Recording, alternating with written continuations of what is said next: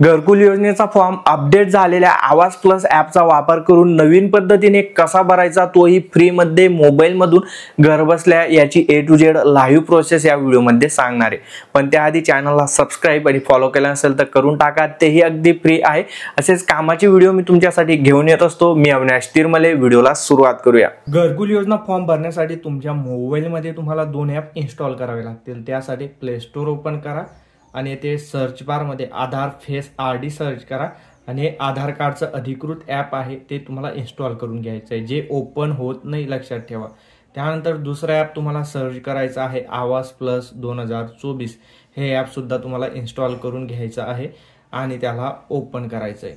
अशा प्रकारे ओपन होणारे या ठिकाणी तुम्हाला तुमची भाषा निवडायची आहे, जी भाषा तुम्हाला समजत असेल। जसं की मी येथे मराठी सिलेक्ट केलं, गेट स्टार्टेड वरती क्लिक केलं।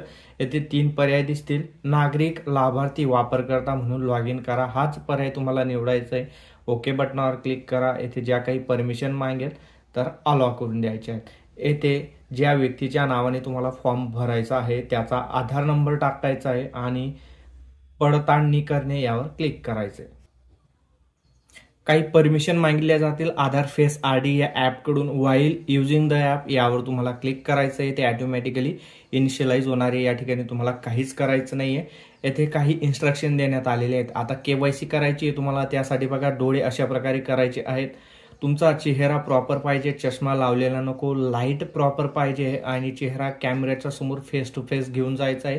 तर या ठिकाणी क्लिक करा, प्रोसीड बटनावर क्लिक करा आणि कॅमेरा ओपन होणार आहे। आता ज्या व्यक्तीचा आधार नंबर टाकला होता त्याचा चेहरा तुम्ही स्कॅन करून घ्यायचा आहे। तर पाहू शकता KYC सक्सेसफुल झालेला आहे। त्या व्यक्तीची पूर्ण माहिती या ठिकाणी येऊन जाईल। ठीक आहे यावर क्लिक करायचं आहे। आता या ठिकाणी तुम्हाला 4 अंकी पिन तयार करायचा आहे। तुम्हाला जे आठवण राहतील असे 4 अंक टाका, ते रिपीट करा। एक्झाम्पल येथे देण्यात आलेलं आहे आणि पिन तयार करा या बटनावर क्लिक करा। या ठिकाणी राज्य निवडायला सांगितलं जात आहे, तुमचं राज्य निवडा। त्यानंतर तुमचा जिल्हा निवडा, आता तालुका निवडा, त्यानंतर पंचायत निवडा म्हणजे तुमच्या गावाचं नाव निवडा, त्यानंतर खाली गावाचं नाव निवडा आणि सुरू करा या बटनावर क्लिक करा। तर तुमची पत्त्याची माहिती यशस्वीरित्या सेव्ह झालेली आहे। गो टू नेक्स्ट या बटनावर क्लिक करा। अशा प्रकारे हे ॲप ओपन झालेलं आहे आणि पूर्णपणे बदललेलं आहे। आधीचं ॲप थोडं वेगळं होतं, आता इंटरफेस चेंज झालेला आहे। तर फॉर्म भरण्यासाठी येते बघा स्वतःचं घर मिळवण्यासाठी स्वसंरक्षण करा, येते बघा आता सुरू करा या बटनावर तुम्हाला क्लिक करायचं आहे। अशा प्रकारे फॉर्म ओपन होणार आहे। ही माहिती कंप्लीट झालेली आहे। वैयक्तिक तपशील यावर क्लिक करा। कुटुंब प्रमुखाचे नाव तुम्हाला टाकायचं आहे, स्पेलिंग मिस्टेक होऊ द्यायची नाहीये। त्यानंतर त्यांचा आधार नंबर टाका, त्यांचा जॉब कार्ड नंबर टाकायचा आहे। आता नवीन जॉब कार्ड तुम्हाला तयार करायचं आहे। जर का तुमचं जॉब कार्ड नसेल आणि नवीन जॉब कार्ड हे तुम्ही फक्त ग्रामपंचायतीमधून बनवून घेऊ शकता, ऑनलाईन तयार होत नाही। ऑनलाईन तुम्हाला फक्त तुमचा जॉब कार्डचा नंबर भेटत असतो। त्यानंतर इथे तुमचं लिंग तुम्हाला सिलेक्ट करायचं आहे, स्त्री पुरुष काय आहात तुम्ही ते सिलेक्ट करा। सामाजिक श्रेणी म्हणजे तुमची कॅटेगरी तुम्हाला सिलेक्ट करायची आहे। त्यानंतर वय टाकायचे आहे। वैवाहिक स्थिती काय आहे तुमची, तुम्ही कधीही लग्न केलेलं नाही, सध्या विवाहित आहात, विधवा आहात, वेगळे झाले आहात, ते तुम्हाला सिलेक्ट करायचं आहे अशा पद्धतीने।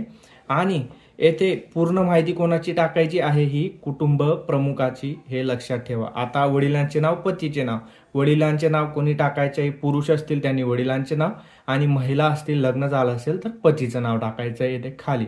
त्यानंतर मोबाईल क्रमांक, तुमचा आधार कार्डला लिंक असेल तो टाका। साक्षरता म्हणजे तुमचं किती शिक्षण झालेलं आहे ते तुम्ही टाकायचं आहे। तुमचा व्यवसाय, येथे खूप सारे व्यवसाय देण्यात आलेले आहेत, तर तुम्ही तुमच्या पद्धतीने वाचून तो व्यवसाय टाकायचा आहे। कुटुंब सदस्यांची संख्या हे खूप महत्त्वाची आहे।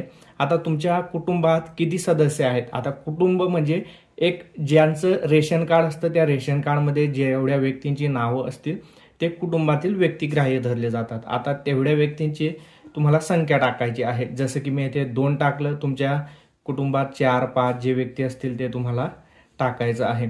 त्यानंतर जेवढे व्यक्ती तुम्ही येथे टाकणार आहात त्या व्यक्तींची माहिती तुम्हाला पुढे जाऊन भरावी लागेल।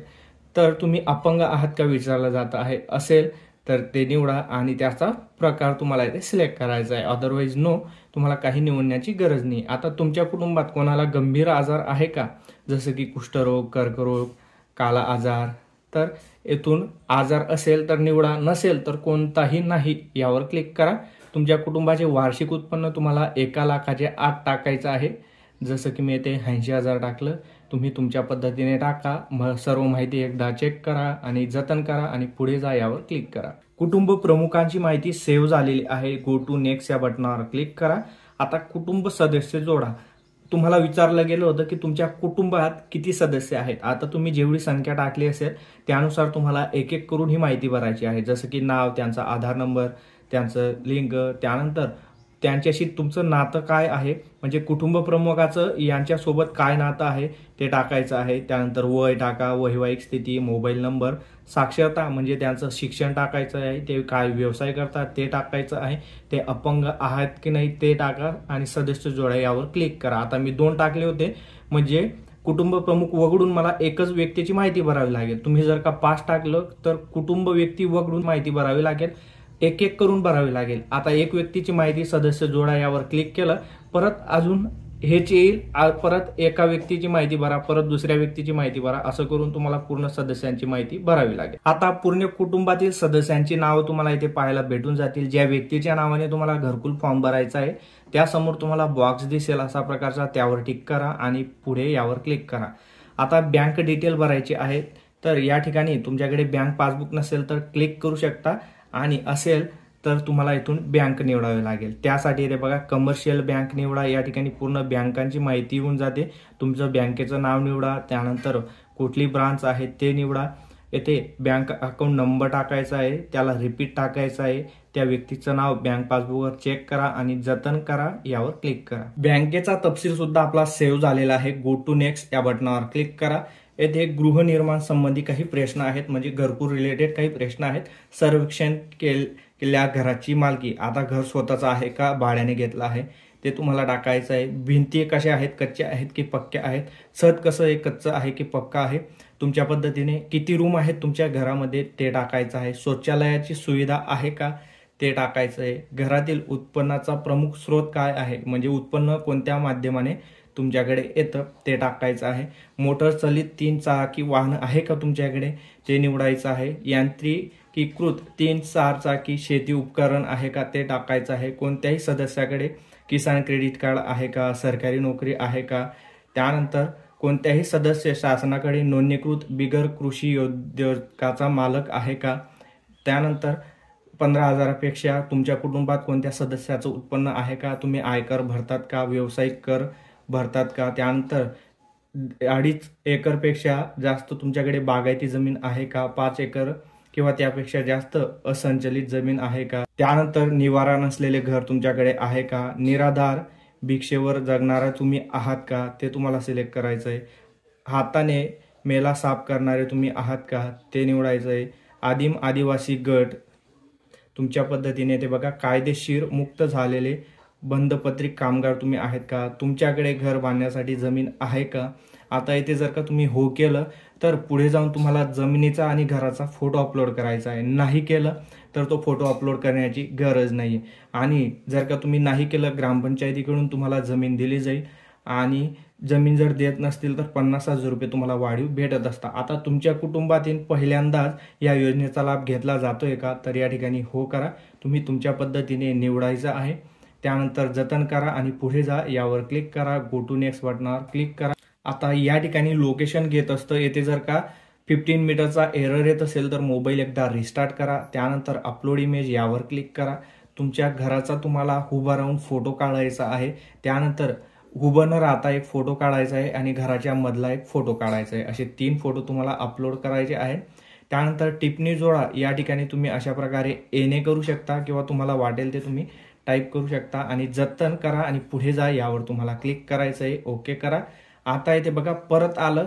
रिकाम्या जागेचा प्रतिमा अपलोड करा. म्हणजे तुम्ही जर का तुमच्याकडे जागा आहे हो केलं असेल तर तुम्हाला तुमच्या जागेचा फोटो या ठिकाणी अपलोड करावा लागणार आहे. अशा प्रकारे मी एक्झाम्पल म्हणून फोटो अपलोड केले आहेत. त्यानंतर परत या ठिकाणी तुम्हाला काही टिप्पणी द्यायची असेल तर द्या, नाहीतर एने करून जतन करा यावर क्लिक करा. आता या ठिकाणी तुम्हाला गवंडी कामाचे प्रशिक्षण घ्यायचं आहे का तर या ठिकाणी हो किंवा नाही तुमच्या पद्धतीने करा. आता तुम्हाला कशा प्रकारचं घर बांधायचं आहे त्याचा नकाशा किंवा त्याची माहिती तुम्हाला इथे पुरवली जाणार आहे. आता तुम्हाला जसं घर बांधायचं आहे त्या प्रकारचा पर्याय या ठिकाणी निवडा आणि जतन करा आणि पुढे जा यावर तुम्हाला क्लिक करायचं आहे. गो टू नेक्स्ट बटनावर क्लिक करायचं. तुमचा फॉर्मचा प्रिव्ह्यू तुम्हाला या ठिकाणी पाहायला भेटून जाईल. डाउनलोड पीडीएफ यावर क्लिक करा. फॉर्मची पीडीएफ मोबाईलमध्ये सेव्ह होऊन जाईल. या फॉर्ममध्ये सर्व माहिती एकदा चेक करून घ्या. काही चुकीचं वाटत असेल तर एडिट बटनावर क्लिक करून एडिट करून घ्या. बरोबर असेल तर पुढे जा बटनावर क्लिक करा. गो टू नेक्स्ट वर क्लिक करा. येथे तुमचं आधार व्हेरीफाय करून घ्यायचं आहे. जॉब कार्ड नंबर व्हेरीफाय करा. या ठिकानी टिक मार्क करा आणि सर्वेक्षण अपलोड करा यावर क्लिक करा आणि तुमचा घरकुलचा फॉर्म भरला जाणार आहे. फॉर्म भरला गेल्यानंतर हे ॲप तुम्हाला अनइन्स्टॉल करायचं नाहीये. एका मोबाईलमधून एकच फॉर्म तुम्ही भरू शकता. लॉग आउट करायचं नाहीये. पुढे काही अपडेट आली तर व्हिडिओच्या माध्यमाने कळवण्यात येईल. ऑनलाईन फॉर्म कसा भरायचा तुम्हाला समजलं असेल. फॉर्म भरताना काही अडचण येत असेल, तुमच्या मोबाईलमध्ये ॲप चालत नसेल, आधार कार्ड किंवा जॉब कार्ड व्हेरीफाय होत नसेल तर तुम्ही ग्रामसेवकाकडून फ्रीमध्ये हा फॉर्म भरून घेऊ शकता. व्हिडिओ महत्त्वाचा आहे. पुढे जास्तीत जास्त लोकांपर्यंत शेअर करा कारण 31 मे अर्जाची आता शेवटची तारीख आहे. आणि असेच कामाची व्हिडिओ पाहण्यासाठी फॉलो आणि सबस्क्राईब नक्की करा. मी अविनाश तेरमले पुन्हा भेटू अशा एका महत्त्वाच्या व्हिडिओमध्ये. तोपर्यंत जय महाराष्ट्र, जय खानदेश.